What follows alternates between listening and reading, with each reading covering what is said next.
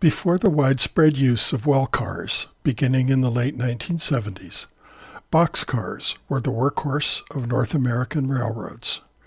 So unless you're modeling a later era, or unless you're modeling a coal hauling railroad, you'll need boxcars. Lots and lots of boxcars. Welcome back to my channel for the second installment in this series on building your freight car fleet on a budget. And as always, thanks to my subscribers. This installment will, as you have guessed, focus on boxcars. But before I review boxcar options, I want to discuss decals. More than any other detail, decals will unify your freight car fleet and make it distinctive. As I mentioned at the conclusion of part 1 of this series, you will almost certainly have to apply your own decals as you assemble your fleet, so this is an essential skill. You will also need to become familiar with the variety of decals that are available, and you'll need to collect an assortment of decals that will decorate your fleet.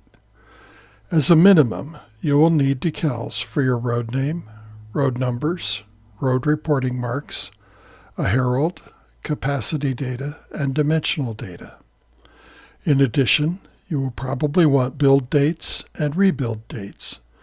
And if you are a stickler for detail, you might want additional data such as brake types, bearing repack dates, builder's insignia, and so forth.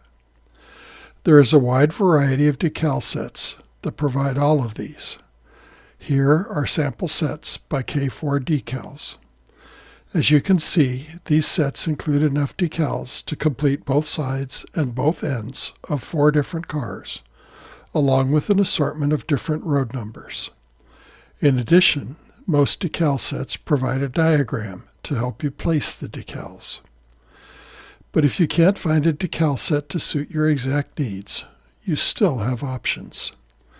First, you might be able to use the road name, road number, reporting marks, and herald from a decal set for a different freight car type. Second, even though Champ decals have been out of production for some time, you can still find their road name sets for sale. These sets provide the railroad-specific graphics for many different railroads. If you are modeling a freelance railroad, or if you cannot find any decals specific to your railroad, you can order custom decals from one of several different suppliers. In general, you'll pay a one-time fee to develop the artwork, then an additional fee to print the decals. Aside from the artwork fee, custom printed decals cost about double the commercial sets, usually $40 for each 8.5 by 11 sheet. With railroad-specific decals in hand, you could then apply decals from a data decal set. Here is a freight car data set from Microscale. This set uses the Railroad Roman font, and there is a comparable set that uses the Railroad Gothic font. Most car-specific decal sets include illustrations showing how the decals should be positioned on the model, but if you do not have one of these as a guide, there are other options. First, search for actual photos of the car you are modeling. Here is one photo I found simply by searching for Santa Fe boxcar photo. The description below this video lists a few websites where you can find archived photos like this one.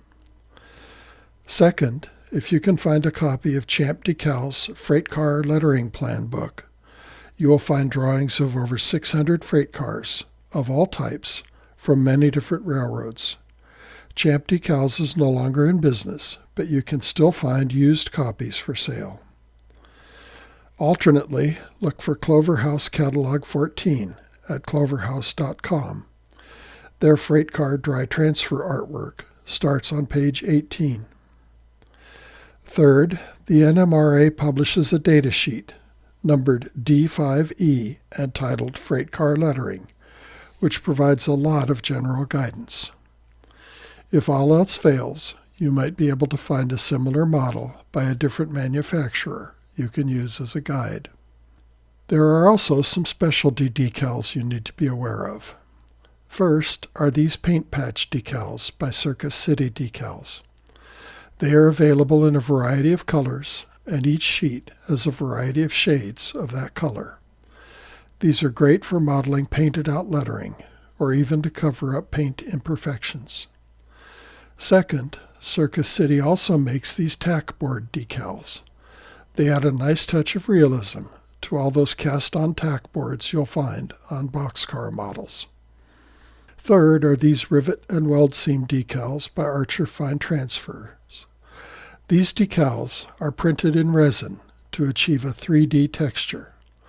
By applying them on top of the primer coat and underneath the final paint coat, you can add some important texture to the final model. Finally, if you are modeling the 1990s or later, perhaps even as early as the 1970s, graffiti detail becomes important, especially in urban scenes. There is a wide variety of graffiti decals available if you want to incorporate this into your models. There is one more advantage to applying your own decals. You can often find decals for cars which are difficult, if not impossible, to find otherwise.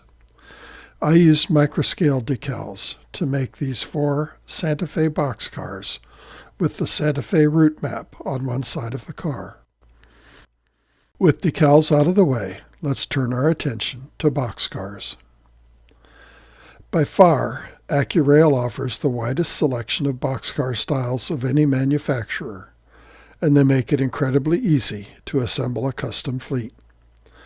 They offer boxcars in lengths of 36 feet, 40 feet, and 50 feet.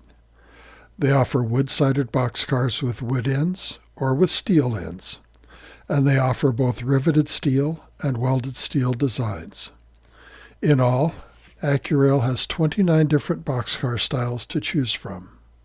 Accurail also provides several different strategies to make it incredibly easy to build your fleet. First, they offer a limited selection of multi-car sets in the same road name with unique road numbers. Usually these are 3-car sets, and they are generally limited run items. Second, and more important, they offer renumbering decal sets for every car they sell. These sets contain numbers for 12 additional cars, and the decal background is matched to the original model, so they apply easily and almost invisibly. On request, they will even print additional sets of numbers, allowing you to have as many different cars of the same model as you like. Third, even though they may not provide a decorated model specific to your railroad, Accurail sells undecorated models, which you can paint and letter to customize your fleet. Fourth, and this is unique among all manufacturers, Accurail sells models they term data only, which means the cars lack just the railroad name, reporting marks, and heralds. This makes it very easy to build your custom fleet. All of the models include Accurail side frames, which are my preferred choice, and Delrin wheel sets, which are not.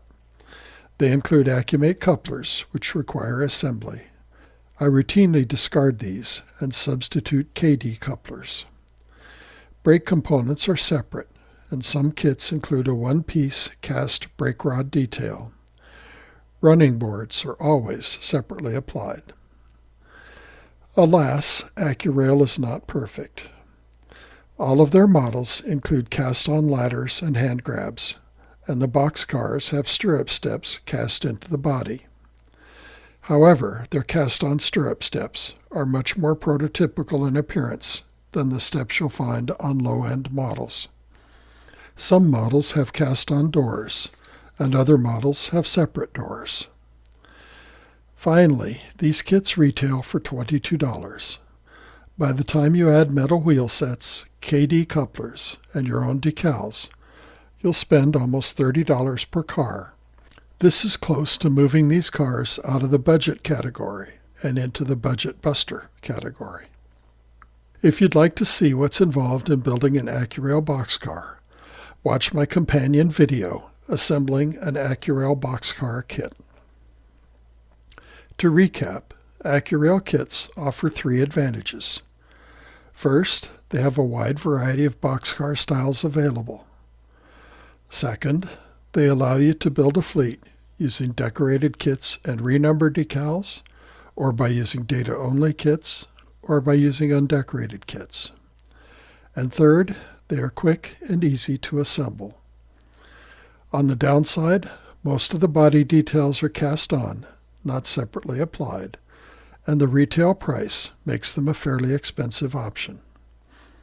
Regardless, you could do a whole lot worse than relying on Accurail for your entire boxcar fleet. I currently own 68 boxcars, and 20 of these are Accurail models. Despite the fact that Intermountain no longer sells kits, there are still hundreds, perhaps thousands, of unused Intermountain kits available at swap meets and on eBay. Those kits are available decorated for a variety of railroads and also undecorated. This wide availability makes these kits a viable choice. Most of the Intermountain kits are PS1 boxcars, and most of those are 40 feet long, with some 50 and 60-foot models as well. 40 and 50-foot AAR boxcar kits are available as well. Most kits have single doors, but there are some double door kits available. This 40-foot PS1 kit includes a one-piece cast body, a separate roof with separate running board, and two different styles of doors. Most kits contain just one door style, the superior door on the right. The kit also features a separately applied underframe and brake rod detail, separately applied ladders, hand grabs, and stirrup steps, Accurail side frames, and Delrin wheel sets. The kit does not include weights or couplers. One very nice feature are the ladders. Two different sets of ladders are provided, a full height set and a short set for cars built after October 1966, when rooftop running boards were eliminated. Since these kits are no longer in production, you will need to collect your fleet car by car, and this process could take some time. If you can't get to model train shows, eBay is likely your best bet. See the note in the video description giving my tips for buying on eBay.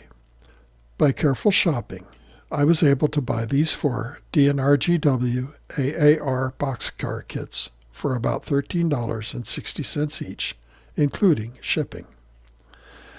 The companion video, Assembling an Intermountain Boxcar Kit, will show you how I built the cars shown in this video. Intermountain kits offer three advantages. First, they provide excellent detail. Second, they are fairly easy to build. And third, they were produced in a wide variety of railroad names. The disadvantages are first, the fact that they are no longer produced means it could be difficult to accumulate enough kits to meet your needs. And second, although Intermountain produced a wide variety of boxcar styles and lengths, almost all of the currently available kits are 40 or 50-foot PS1 or AAR boxcars. Still, if you need a 50-foot long boxcar and require separately applied ladders and hand grabs, Intermountain is definitely your best bet. For option 3, Tichy offers 4 different boxcar kits. They are all based on the USRA single-sheath boxcar, which was first built in 1918. These models retail for $16.50, and you can buy 6 packs of each of these models for $85. That's just over $14 per car. Kit number 4026, the original USRA boxcar, includes steel ends and both steel and wood doors. It features KC brakes and separately applied hand grabs. This model would be appropriate for any era between 1918 and 1953. If you're modeling a later era, you'll want to replace the KC brakes with AB brakes. Kit number 4028, the steel-sided rebuilt boxcar, features 2 different end styles. one for end ladders and one for end hand grabs, AB brakes, and separately applied ladders and hand grabs. Kit number 4032 represents a different rebuild strategy. Steel panels were welded to the insides of the original steel braces, replacing the original wood sheathing. This resulted in a larger interior space. The kit features AB brakes and separately applied ladders and hand grabs. Kit number 4034D appears to be identical to number 4026, but with AB brakes instead of KC brakes. This kit includes decals for the Canadian Pacific, and so it costs a few dollars more than the other kits. All of these kits include Accurail side frames and Delrin plastic wheel sets. No couplers are included. Models 4028, 4032, and 4034D would all be appropriate for any era between 1933 and the mid-1970s. These kits are more difficult to build than the Intermountain kits, and I would not recommend them to a beginning modeler. If you need 20 boxcars by next Wednesday, these kits are not the right choice. But if you want a fleet of generic 40-foot boxcars that would realistically be present on any railroad, these are all good choices. Despite their low cost, the Tichy kits have considerably more parts and will take some time and patience to build. The companion video, Assembling a Tichy Boxcar Kit, will show you how I built the cars for this video. The Tichy kits offer three distinct advantages. First, they are still in production and are readily available. Second, they are by far the least expensive option. If you buy the six-packs, you will spend under $20 per car, including metal wheel sets and Kadee couplers. And third, they provide incredible detail. The disadvantages are, first, these kits are harder to build, since they include a large number of small parts and require drilling some small holes to apply many of the separately applied parts. And second, Tichy offers just 3 basic boxcar styles, and they're all 40 feet long. Wouldn't it be great if there was a kit that went together as quickly as an Accurail kit, but offered separately applied details comparable to Intermountain or Tichy kits? Well, there is, but you'll need to pay extra. With retail prices ranging from $44 to $47, Kadee's PS1 boxcar kits do not really belong in a budget-oriented video. I'm including them in this video for 3 reasons. First, if you do your shopping, you should be able to find these kits listed for less than $30. Second, since these kits are still in production, they may be your only option if you require modern-era boxcars with separately applied details. As Intermountain kits eventually disappear from the marketplace, your choices will become limited. And third, these kits are quick to assemble, although they are tricky to paint. Kadee offers this kit with 6, 7, and 8-foot wide doors. In addition, they offer 50-foot PS1 boxcars with single doors or with double doors, and they offer them both with and without running boards. All kits are unpainted, so you will need to prime, paint, and apply the decals. The Kadee kits are much simpler to build than the Tichy or Intermountain kits.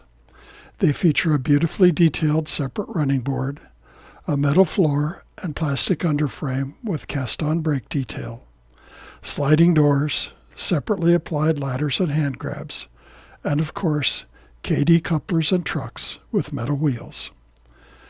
Additional separately applied details include a brake staff with Ajax assembly, stirrup steps which are attached to the coupler gearboxes, and coupler cut levers. Overall, this is a highly detailed model with a lot of delicate parts. The companion video, Assembling the Kadee PS1 Boxcar Kit, will show you how I assembled the cars for this video. The Kadee kits offer 3 advantages. First, as I mentioned earlier, the kits are still in production, and so they are widely available, and there are several variations to choose from, suitable both for modern era and transition era modeling. Second, they provide incredible detail. If you are a stickler for detail, this kit might be your best choice. Third, they come already equipped with Kadee trucks and metal wheels and Kadee couplers. There are 3 disadvantages, and the first is price. These kits retail between $44 and $47, and you will pay the same price for a ready-to-run and painted model. The second disadvantage is selection. Kadee offers only 40 and 50-foot long PS1 boxcars. The third disadvantage is difficulty of assembly. Kadee provides a very poor set of instructions and has apparently made no provision for the modeler's need to apply custom paint and decals. Nevertheless, if you demand exquisite detail and are willing to pay for it, these kits might work well for you. As the string of boxcars I built for this video rolls past, you can see that despite the fact that these 8 cars came from 4 different manufacturers, they all clearly belong to a single railroad. You have noticed by now that almost all of the options I've discussed will not work well for very modern freight car fleets. Aside from Intermountain, none of the kits I have described are longer than 50 feet, and Accurail is the only supplier of ribbed steel-sided boxcars. So if you're looking for, say, waffle-sided boxcars, you'll need to do your own research. On the other hand, both Intermountain and Kadee offer boxcars with short ladders and no running boards on the roof, making them suitable for the modern era. But if you're modeling the pre-1970 era, all of the options I've described will suit your needs. In any case, remember that freight cars from almost any North American railroad can, and probably should, comprise a portion of your roster. Not only do they add important variety to your trains, they also serve to emphasize that your layout connects to a wider world. Looking forward, I'm going to step back from this Fleet on a Budget series for a bit. I have quite a few projects stacked up that I'd like to complete before I continue with this series. I have updated the survey on my posts page to allow you to vote for which cars you'd like to see in future installments. Please take a moment to cast your vote.